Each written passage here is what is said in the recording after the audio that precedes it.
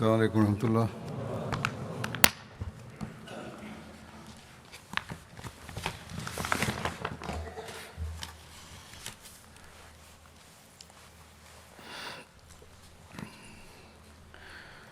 أشهد أن لا إله إلا الله وحده لا شريك له وأشهد أن محمدا عبده ورسوله أما بعد فأعوذ بالله من الشيطان الرجيم بسم الله الرحمن الرحيم الحمد لله رب العالمين الرحمن الرحيم مالك يوم الدين إياك نعبد وإياك نستعين اهدنا الصراط المستقيم صراط الذين أنعمت عليهم غير المغضوب عليهم ولا الضالين۔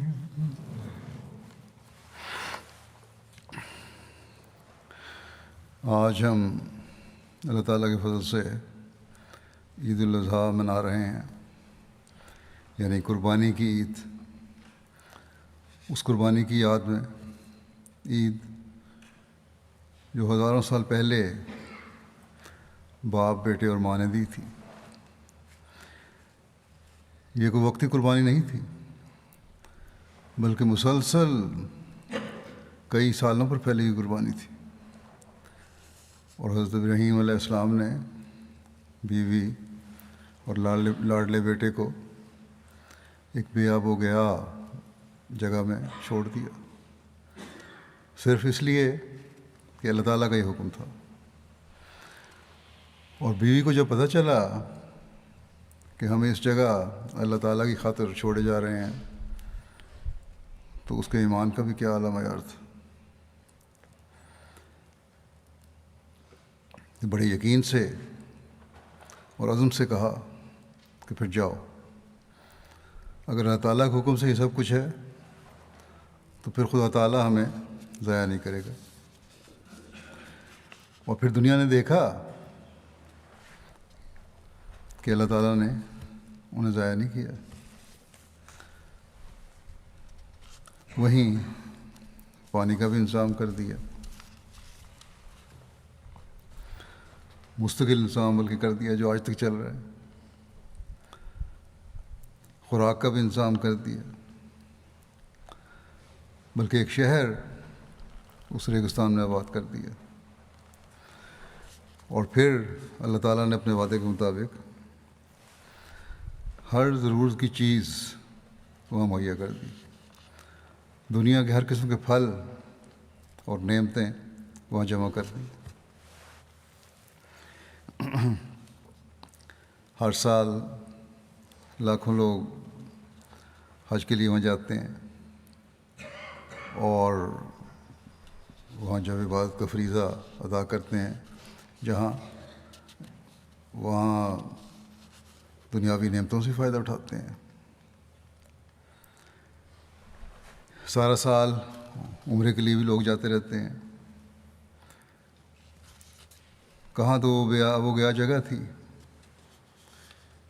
اور کہاں لاکھوں لوگوں کے روزگار وہاں مہیا ہیں، اور کروڑوں لوگوں کو خوراک میسر ہے وہاں۔ بس یہ ہے اللہ تعالیٰ کے وعدے پورے کرنے کا اظہار، کہ ایک وعدہ کیا اور ایک نشان کے طور پر اس کی چمک دکھلا دی۔ اس میں وہ نبی پیدا کیا اپنے وعدے کے مطابق، جس پر کروڑوں لوگ روزانہ درود و سلام بھیجتے ہیں آج تک، اور قیامت تک بھیجتے چلے جائیں گے۔ اللہ تعالیٰ نے اپنے اس پیارے نبی حضرت محمد رسول اللہ صلی اللہ علیہ وسلم کو فرمایا تھا کہ تو دنیا کے لیے بشیر اور نذیر کے طور پر بھیجا گیا ہے، نہ کہ باقی انبیاء کی طرح صرف محدود علاقے اور زمانے کے لیے۔ تو پھر ایسے انتظام بھی فرما دیے کہ اس خاتم الانبیاء اور آخری رسول کے پیغام کو بھی دنیا کے ہر ملک میں پہنچا دیا۔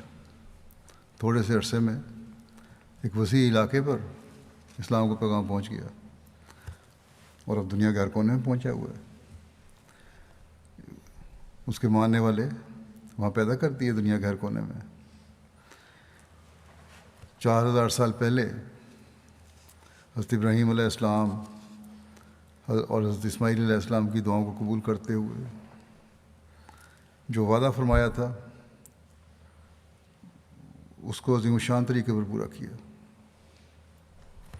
بس یہ ہیں خدا تعالیٰ کے کام، جو اس کی طرف جھکتا ہے، اس کے حکموں پر عمل کرتا ہے،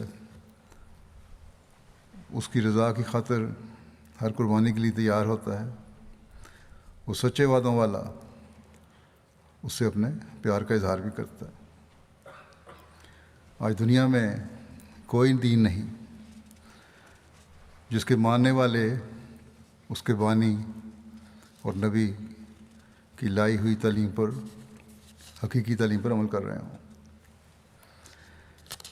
کسی نبی پر اتری ہوئی کوئی کتاب نہیں اور احکامات نہیں جو اپنی اصلی حالت میں قائم ہوں۔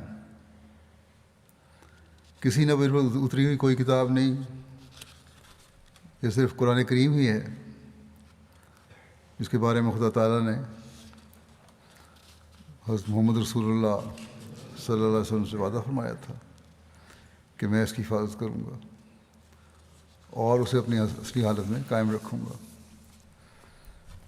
اور آج 1400 سال سے زائد عرصہ گزرنے کے بعد بھی باوجود مخالفین اسلام کی کوششوں کے یہ واحد صحیفہ ہے جو آج بھی اپنی اصلی حالت میں موجود ہے، باوجود اس کے کہ اس دوران مسلمانوں کی اکثریت کی عملی حالت میں انحطاط پیدا ہو گیا، لیکن قرآن کریم کی حفاظت کرنے والے، اس کی تعلیم پر عمل کرنے والے خدا تعالیٰ پیدا فرماتا رہا اور ہمیشہ پیدا فرماتا رہے گا۔ حضرت صلی اللہ علیہ وسلم سے بھی اللہ تعالیٰ نے یہ وعدہ فرمایا تھا کہ آپ کی شریعت، آپ کی تعلیم، آپ پر اتری ہوئی کتاب کی حفاظت کے لیے اللہ تعالیٰ آخری زمانے میں بھی ایک ایسا انسان پیدا کرے گا جو دین کو ثریا سے زمین پر واپس لائے گا، اور قرآن کریم کی حکومت، حضرت محمد رسول اللہ صلی اللہ علیہ وسلم کی حکومت اور خدا تعالیٰ کی حکومت کو دنیا میں قائم کرے گا۔ خدا تعالیٰ کے شریک بنانے والوں کے منہ بھی حضرت محمد رسول اللہ صلی اللہ علیہ وسلم کی لائی ہوئی تعلیم کی روشنی میں دلائل اور براہین سے بند کرے گا، اور خدا تعالیٰ کے وجود کے منکرین کے منہ بھی دلائل و براہین سے بند کرے گا۔ اور اللہ تعالیٰ نے اپنے وعدے کے مطابق تکمیل اشاعت دین اور اسلام کی برتری تمام ادیان پر ثابت کرنے کے لیے حضرت صلی اللہ علیہ وسلم کے غلام صادق اور عاشق صادق کو مبعوث فرمایا۔ حضرت صلی اللہ علیہ وسلم کا یہی غلام صادق ہے جس نے اعلان کیا کہ میں وہی مسیح موعود اور مہدی موعود ہوں جس کے آنے کی پیشگوئی حضرت صلی اللہ علیہ وسلم نے فرمائی تھی۔ یہی وہ اللہ تعالیٰ کا پہلوان ہے جس نے نہ صرف اسلام کی خوبصورت تعلیم پیش کر کے اسلام کا حسن لوگوں کو بتایا، بلکہ ہر مخالف کو چیلنج دیا کہ کوئی اور دین اور مذہب نہیں ہے جو اسلام جیسی خوبصورت تعلیم پیش کر سکے، اگر ہے تو مقابلے پر لاؤ، پھر دیکھو کس طرح براہین اور دلائل اور خدا تعالیٰ کی خاص تائیدات کے ساتھ میں اس کو رد کر کے دکھاؤں گا، اسے ہزیمت اٹھانی پڑے گی۔ ساتھ ہی مسلمانوں کو بھی تلقین فرمائی کہ یہ جنگ و جدل کا نہیں، بلکہ پیار محبت سے اسلام کی تعلیم کو پھیلانے کا زمانہ ہے۔ یہ امن و سلامتی اور روشن دلائل کے ساتھ اسلام کی تمام ادیان پر برتری ثابت کرنے کا زمانہ ہے۔ یہ اعلان کیا کہ یہی زمانہ اسلام کے ذوف کا زمانہ تھا، جس میں اللہ تعالیٰ کے وعدے کے مطابق اور آن حضرت صلی اللہ علیہ وسلم کی پیشگوئی کے مطابق اس مرد میدان نے دنیا میں آنا تھا جس نے اسلام کی تعلیم کی احیاء نو کرنی تھی۔ اور فرمایا کہ اگر میں نہ آتا تو کوئی اور آتا، لیکن یہ بات یقینی ہے کہ اللہ تعالیٰ کی طرف سے آنے والے کا یہی وقت تھا۔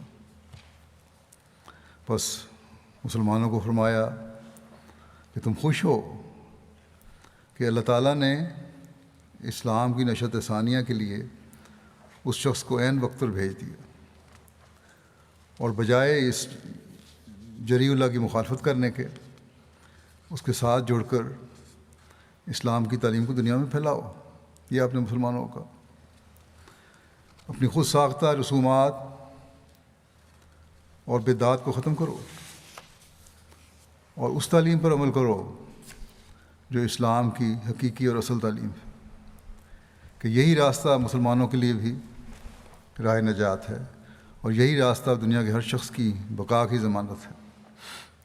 لیکن افسوس سے کہنا پڑتا ہے کہ آج مسلمان، ان کی اکثریت، بجائے اس کے کہ اللہ تعالیٰ کا شکر کرتے ہوئے اللہ تعالیٰ کے اس فرستادے کے ساتھ جڑ کر اسلام کی تعلیم کو دنیا کے طول و عرض میں پھیلانے کے لیے آگے بڑھتے، اللہ تعالیٰ کے اس بھیجے ہوئے اور فرستادے کی مخالفت میں کمر بستہ ہیں، اور بجائے اس کے کہ اپنے آبا کی قربانیوں کو سامنے رکھتے ہوئے اسلام کے خلاف اٹھنے والے ہاتھوں کو روکنے کی کوشش کرتے اور اللہ تعالیٰ کی رضا حاصل کرنے والے بنتے، مسلمان نہ صرف آپس میں ایک دوسرے کے خون پر تلے ہوئے ہیں، بلکہ جو شخص حضرت محمد رسول اللہ صلی اللہ علیہ وسلم کی نمائندگی میں دنیا میں امن اور سلامتی کو قائم کرنے آیا ہے، اس کی اس حد تک مخالفت میں بڑھے ہوئے ہیں کہ گزشتہ 125 سال سے زیادہ عرصہ سے اس کے ماننے والوں کے قتل کے فتوے دے رہے ہیں، اس پر کفر کے فتوے لگا رہے ہیں، ماننے والوں کو قتل کر رہے ہیں، ان کی جائیدادیں لوٹ رہے ہیں، ان پر معاشی تنگیاں وارد کرنے کی کوشش کر رہے ہیں۔ یہ کوشش تو کر رہے ہیں، لیکن اللہ تعالیٰ فضل فرماتا ہے، ایک جگہ سے روکتے ہیں، دوسری جگہ سے اللہ تعالیٰ نوازتا چلا جاتا ہے۔ ان کے بچوں کو اسکولوں اور گلیوں میں تنگ کیا جا رہا ہے، ان میں خوف و ہراس پیدا کرنے کی کوشش کی جا رہی ہے، حتیٰ کہ مردوں کی قبریں اکھیڑ کر ان کی بے حرمتی کی جا رہی ہے۔ یہ کون سا اسلام ہے جو یہ لوگ دنیا میں پھیلانا چاہتے ہیں؟ اسلام تو امن اور سلامتی کا مذہب ہے، اسلام تو محبت اور پیار کا مذہب ہے۔ آج کی عید جن کی وجہ سے منائی جا رہی ہے، وہ تو اپنی آزادی، اپنی عزت، اپنی جان خدا تعالیٰ کے لیے قربان کرنے کے لیے تیار ہوئے تھے۔ انہوں نے جس شہر کی خواہش کی تھی یا یہ دعا کی تھی کہ یہاں شہر بن جائے، تو یہ دعا کی تھی کہ رب اجعل ھذا بلدا آمنا، کہ اے میرے رب اس جگہ کو ایک پرامن شہر بنا دے، تاکہ جو یہاں رہنے والے ہوں، جو یہاں آنے والے ہوں، امن اور سلامتی سے رہنے والے اور امن و سلامتی کے پھیلانے کا خیال رکھنے والے ہیں۔ بس کیا یہ دعا مسلمانوں سے تقاضا نہیں کرتی کہ اگر اس شہر کی طرف منسوب ہوتے ہیں، اگر رب کعبہ کی عبادت کرتے ہیں، اگر حضرت ابراہیم علیہ السلام اور حضرت اسماعیل علیہ السلام کی قربانیوں اور خانہ کعبہ کے قیام کے مقصد کو پورا کرنے کی خواہش رکھتے ہیں، تو پھر اپنے دلوں میں بھی امن و سلامتی اور پیار و محبت کے شہر بسائیں۔ ایک دوسرے کی گردنیں کاٹنے کے بجائے رحماء بینہم کے نمونے پیش کریں۔ دنیا کی سلامتی اور امن، دنیا کو سلامتی اور امن کا پیغام دیں۔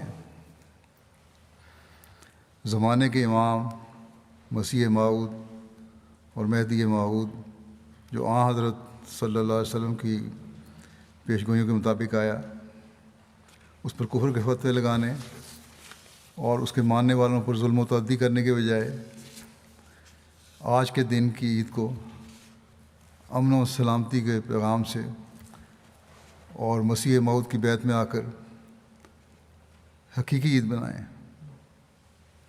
اگر یہ سوچ پیدا نہیں کریں گے تو لاکھ عیدیں منائیں، وہ اسلام کی تعلیم کے مطابق منانے والی عیدیں نہیں ہیں۔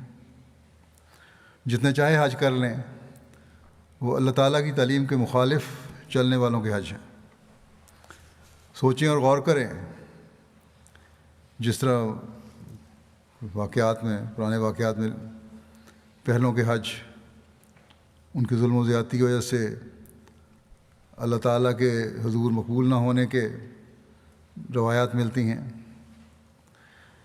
کہیں ہماری باتوں اور حج کے مناسک باوجود سب کوششوں کے صرف اس ظلم و زیادتی کی وجہ سے جو آج کل مسلمان کر رہے ہیں، اللہ تعالیٰ کے حضور مقبول ہونے سے رہ تو نہیں جائیں گی؟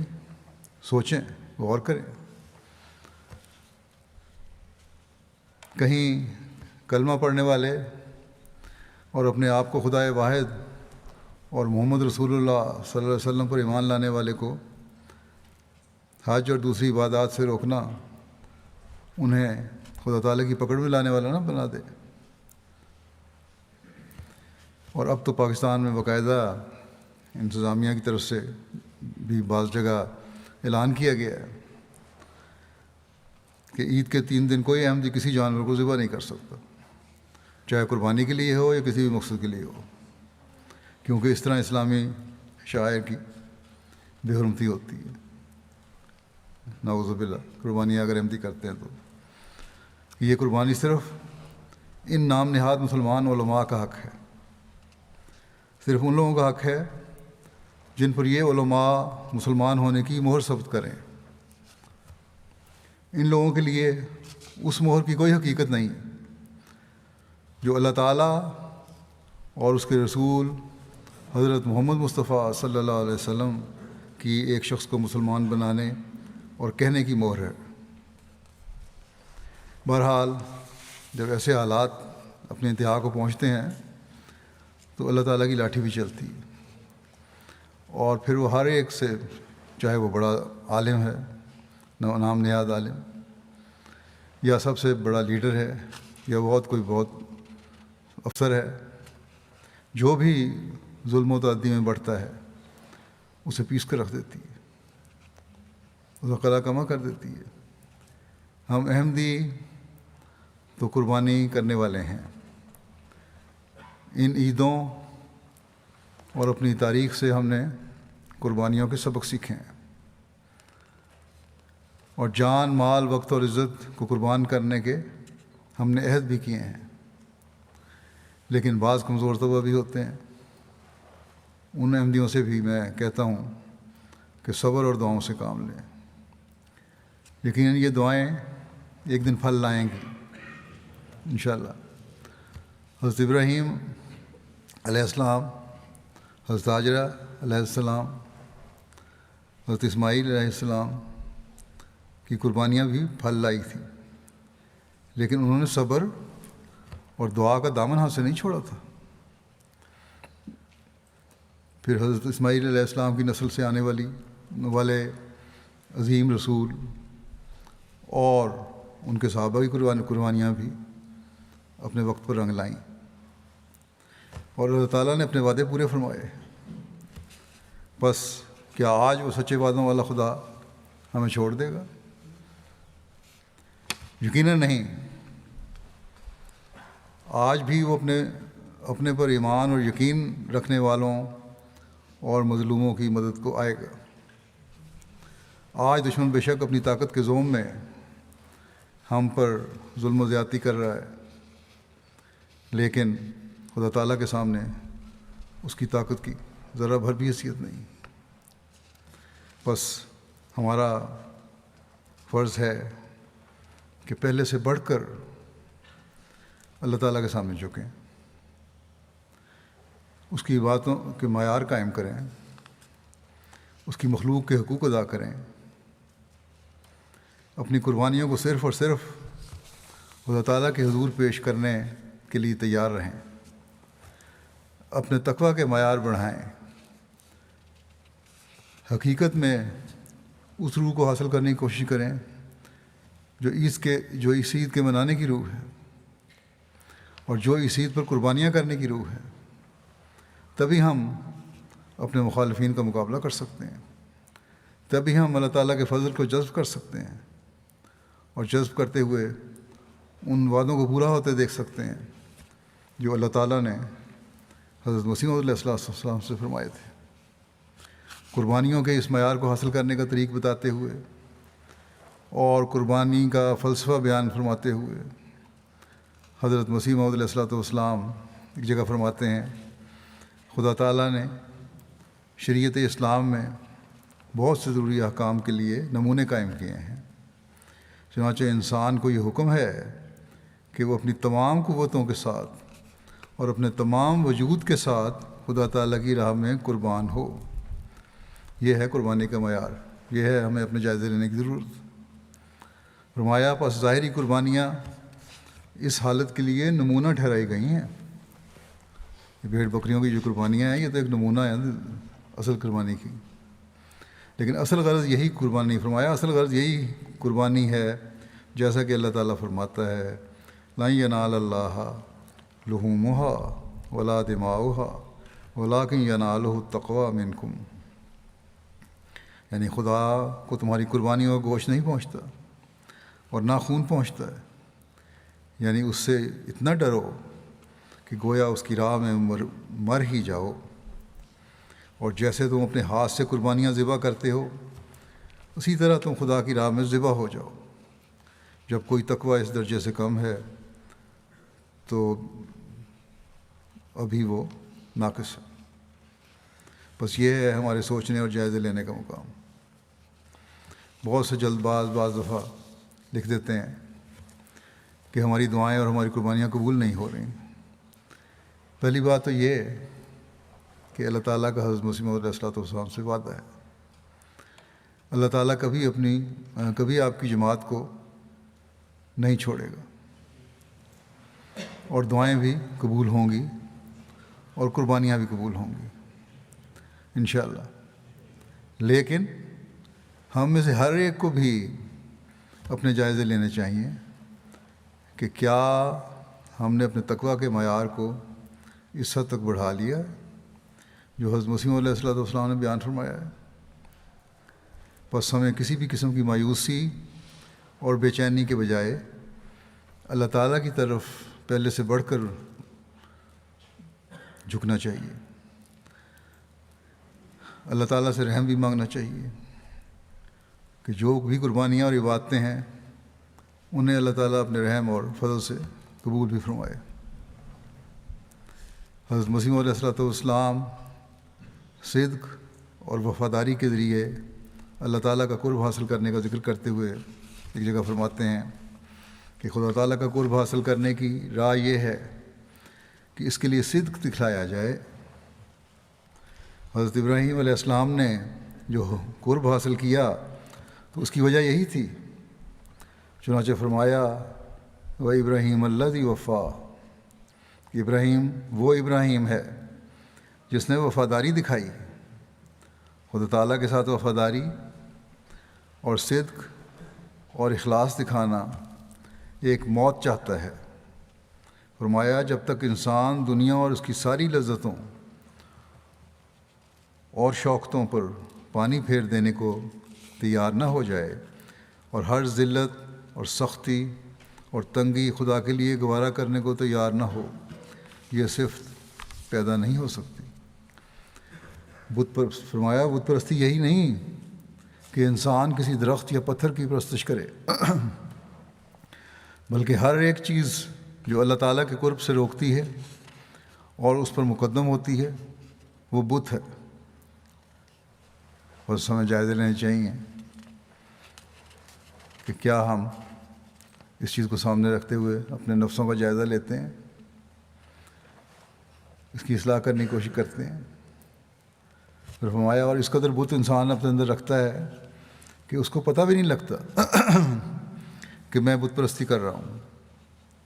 بس جب تک خالص خدا تعالیٰ ہی کے لیے نہیں ہو جاتا اور اس کی راہ میں ہر مصیبت برداشت کرنے کے لیے تیار نہیں ہوتا، صدق اور اخلاص کا رنگ پیدا ہونا مشکل ہے۔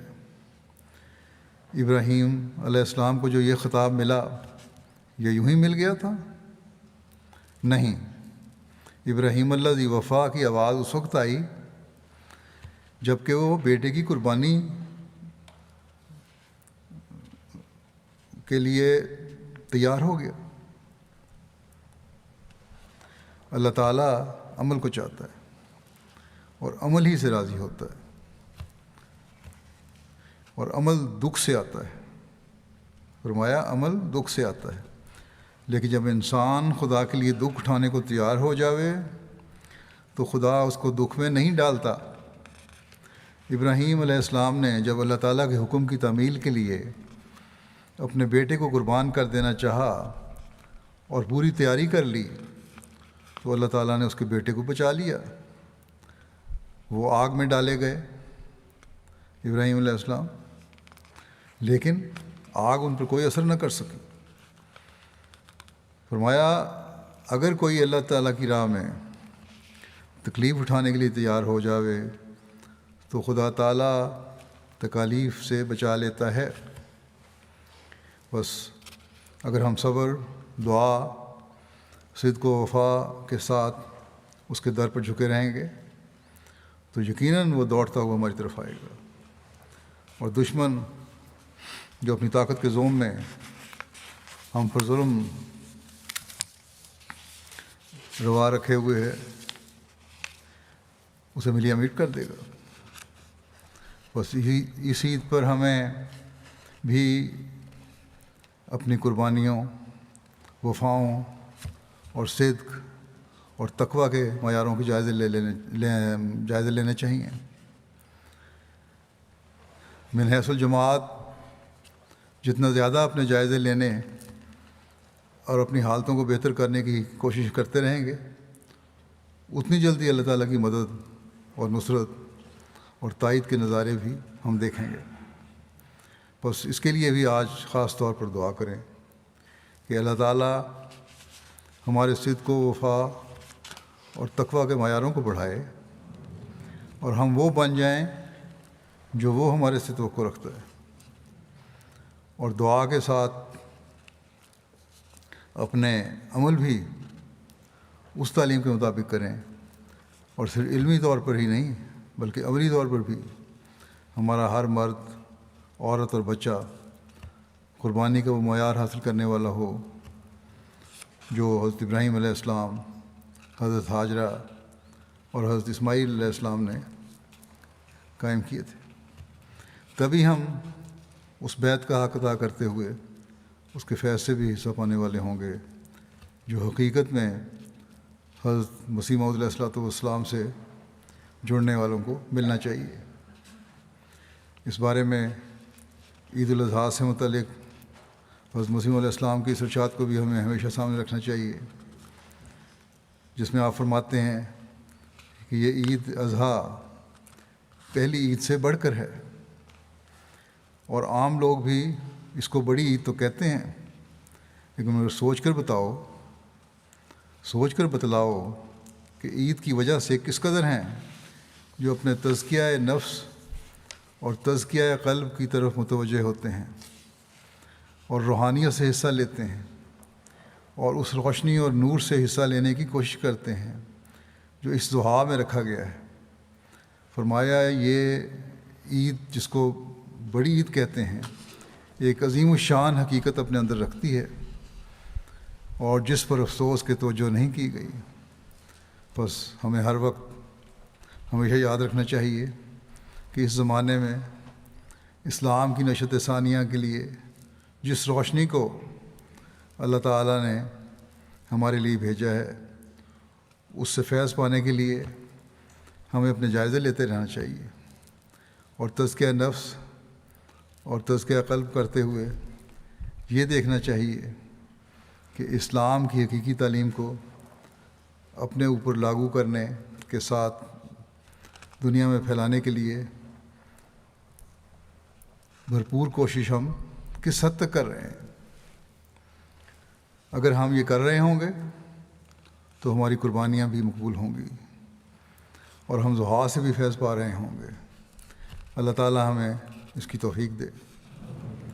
عید الاضحیٰ کے حوالے سے ایک اور بات بھی میں مختصراً کہنا چاہتا ہوں، جس کے بارے میں اکثر ملاقاتوں میں لوگ سوال کرتے ہیں، وہ ورچوئل ملاقاتیں ہو رہی ہیں، وہاں بھی انفرادی طور پر بھی، جو واقفین نو کی تربیت کے بارے میں ہے کہ کس طرح کی جائے۔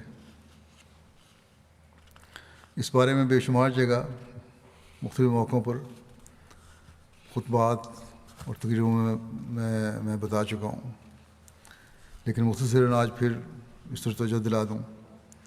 یہ اللہ تعالیٰ کا بڑا فضل اور احسان ہے کہ حضرت خلیفۃ المسیح رابع رحمہ اللہ تعالیٰ کی اس تحریک پر والدین نے لبیک کہا اور بڑی تعداد میں لڑکے اور لڑکیاں وقف کی، کر رہے ہیں اب بھی، اور انشاءاللہ کرتے بھی چلے جائیں گے۔ یہ نمونہ انشاءاللہ اس وقت تک قائم رہے گا جب تک جماعت میں اخلاص و وفا کے نمونے قائم رہیں گے، جب تک و ابراہیم الذی وفا کے ارشاد پر مخلصین جماعت کی نظر رہے گی، جب تک جماعت میں نظام خلافت قائم رہے گا اور اللہ تعالیٰ کے وعدوں کے مطابق یہ تا قیامت قائم رہنا ہے، تو اولاد کو وقف کرنے کا طریق بھی جاری رہے گا انشاءاللہ۔ لیکن والدین کو جو اپنے بچوں کو دین کی خاطر وقف کرنے کے لیے پیش کر رہے ہیں یا کر چکے ہیں، انہیں یاد رکھنا چاہیے کہ یہ وقف ایک قربانی چاہتا ہے، اور اس قربانی کا معیار کیا ہے؟ یہ وہ معیار ہے جو حضرت ابراہیم علیہ السلام اور حضرت اسماعیل علیہ السلام نے پیش کیا۔ جب حضرت ابراہیم علیہ السلام نے بیٹے سے کہا کہ میں نے تجھے خواب میں گلے پر چھری پھیرتے دیکھا ہے، تو بیٹے سے پوچھا کہ اے اسماعیل بتا تیرا کیا ارادہ ہے؟ تو بیٹے نے، جس کی تربیت بزرگ اور تقویٰ میں بڑے ہوئے ماں باپ نے کی تھی، فوراً جواب دیا کہ اے میرے باپ، تو اپنی رویا پوری کر، تو مجھے انشاءاللہ صبر کرنے والوں اور قربانی کرنے والوں میں سے پائے گا۔ بس وقف کرتے وقت والدین کی یہ سوچ ہونی چاہیے کہ ہم اپنے بچوں کو وقف کے لیے پیش کر رہے ہیں تو ان کی تربیت بھی اسی نہج پر ہو اور ان کے لیے دعائیں بھی ہوں، تاکہ ہمارے بچوں کا جواب بھی اسماعیل والا جواب ہو۔ والدین صرف دوسروں کو دیکھا دیکھی یہ وقتی جوش کے تحت بچوں کو وقف نہ کریں، اپنے جائزے لیں کہ کیا ہم اس نہج پر بچوں کی اٹھان کر سکتے ہیں کہ ان کا جواب حضرت اسماعیل علیہ السلام والا جواب ہو۔ اور یہ اسی صورت میں ہو سکتا ہے جب والدین کے اپنے عملی نمونے نیکی اور تقویٰ کے اعلیٰ معیار قائم کرنے والے ہوں۔ ورنہ پھر بچے بڑے ہو کر کہتے ہیں کہ آپ نے ہمیں وقف کیا تھا، ہم اس کے لیے تیار نہیں ہیں۔ ہم تھوڑے سے الاؤنس میں جماعت کی خدمت کر کے گزارا نہیں کر سکتے، فلاں پابندی کے ساتھ ہم کام نہیں کر سکتے، اس لیے ہم وقف نہیں کرتے۔ اگر وقف کرتے وقت ماں باپ کی نیت نیک بھی ہو، لیکن بعد میں ان کی عملی اور روحانی حالت اور بچوں کی تربیت میں وہ اپنا کمزوری، عملی اور روحانی حالت میں کمزوری ہو، اور بچوں کی تربیت میں وہ اپنا کردار ادا نہ کر رہے ہوں، تو بچے کبھی اس قربانی کے لیے تیار نہیں ہوتے۔ بس اس لحاظ سے واقفین نو بچوں کے ماں باپ کو، اور جو ماں باپ اپنے بچوں کو وقف کرنا چاہتے ہیں، انہیں اپنا جائزہ لیتے رہنا چاہیے کہ کیا وہ اس معیار کو حاصل کرنے والے ہیں۔ اسی طرح جو بچے اب جوان ہو کر وقف میں آ گئے ہیں، انہیں اگر فکر ہونی چاہیے تو یہ کہ ہم کس طرح اپنی وفا اور قربانی کے معیار کو بڑھائیں، نہ یہ کہ ہم کس طرح اپنے گھر کا خرچہ چلائیں۔ اللہ تعالیٰ پر توکل کریں اور تقویٰ میں بڑھیں تو اللہ تعالیٰ خود ضروریات پوری فرما دیتا ہے۔ پس واقفین نو جو اس وقت جماعتی خدمت میں آ گئے ہیں، انہیں بھی اپنے اندر اسماعیلی صفات پیدا کرنی ہوں گی، تبھی اللہ تعالیٰ ان کے لیے ہمیشہ بھلائی اور بہتری کے راستے کھولتا رہے گا۔ اللہ تعالیٰ والدین کو بھی اپنا حق ادا کرنے کی توفیق دے، اور وقف نو اولاد کو بھی اپنے وقف کی ذمہ داریوں کو سمجھتے ہوئے، اللہ تعالیٰ پر توکل کرتے ہوئے دین کی خاطر قربانیاں کرنے کی توفیق عطا فرماتا رہے۔ زیادہ پڑھ لے کر وہ دنیا میں ڈوب جانے والے نہ ہوں، بلکہ دین کو ترجیح دیتے ہوئے، اپنے وقف کے عہد کو نبھاتے ہوئے وفا کے ساتھ اپنی خدمات پیش کرنے والے ہوں۔ اللہ تعالیٰ انہیں توفیق دے۔ اب ہم دعا بھی کریں گے۔ دعا میں اسیران کو بھی یاد رکھیں جو جیلوں میں حق کے اظہار کی وجہ سے جیلوں میں پڑے ہوئے ہیں، مسیح موعود کو ماننے کی وجہ سے جیلوں میں پڑے ہوئے ہیں۔ اللہ تعالیٰ جلد ان کی رہائی کے سامان پیدا فرمائے، اور ان کے بیوی بچوں کی بھی حفاظت فرمائے، ان میں صبر اور حوصلہ پیدا فرمائے۔ شہداء کے بچوں کے لیے بھی دعا کریں، اللہ تعالیٰ ان کی بھی حفاظت فرمائے اور کبھی وہ ضائع نہ ہوں۔ تمام واقفین کے لیے بھی دعا فرمائیں جو کہ اللہ تعالیٰ انہیں خالص ہو کر دین کی خدمت کرنے کی توفیق عطا فرمائے، اور جو خدمت کر رہے ہیں ان کو اللہ تعالیٰ بہترین اجر عطا فرمائے۔ ہر احمدی کے تقویٰ میں بڑھنے کے لیے بھی ہمیں دعا کرنی چاہیے ایک دوسرے کے لیے، اور ایک دوسرے کے لیے اللہ تعالیٰ سے وفا کے اعلیٰ معیار قائم کرنے کے لیے بھی دعا کرنی چاہیے۔ ہر قسم کی قربانیاں کرنے والوں کے لیے دعا کریں، مالی قربانیاں کرنے والے بھی ہیں، وقتی قربانیاں کرنے والے بھی ہیں۔ اللہ تعالیٰ سب کو بہترین جزا دے۔ اور اب دعا کرتے ہیں۔ دعا سے پہلے میں سب کو عید مبارک بھی کہہ دوں۔ اللہ تعالیٰ عید ہر لحاظ سے سب کے لیے مبارک فرمائے، اور ہم حقیقت میں اللہ تعالیٰ کے فضل کو جذب کرنے والے ہوں۔ اللہ تعالیٰ ہماری جو بھی معمولی قربانیاں یا کوششیں ہیں ان کو قبول فرمائے اور اپنی رضا کی راہوں پر ہمیں چلائے۔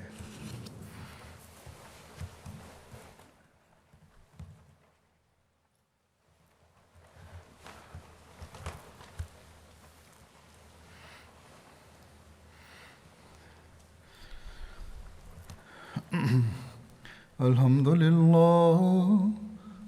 لله نحمده ونستعينه ونستغفره ونؤمن به ونتوكل عليه ونعوذ بالله من شرور أنفسنا ومن سيئات أعمالنا من يهده الله فلا مضل له ومن يضلل فلا هادي له ونشهد أن لا إله إلا الله ونشهد أن محمدا عبده ورسوله عباد الله رحمكم الله إن الله يأمر بالعدل والإحسان وإيتاء ذي القربى وينهى عن الفحشاء والمنكر والبغي يعظكم لعلكم تذكرون اذكروا الله يذكركم وادعوه يستجب لكم ولذكر الله أكبر.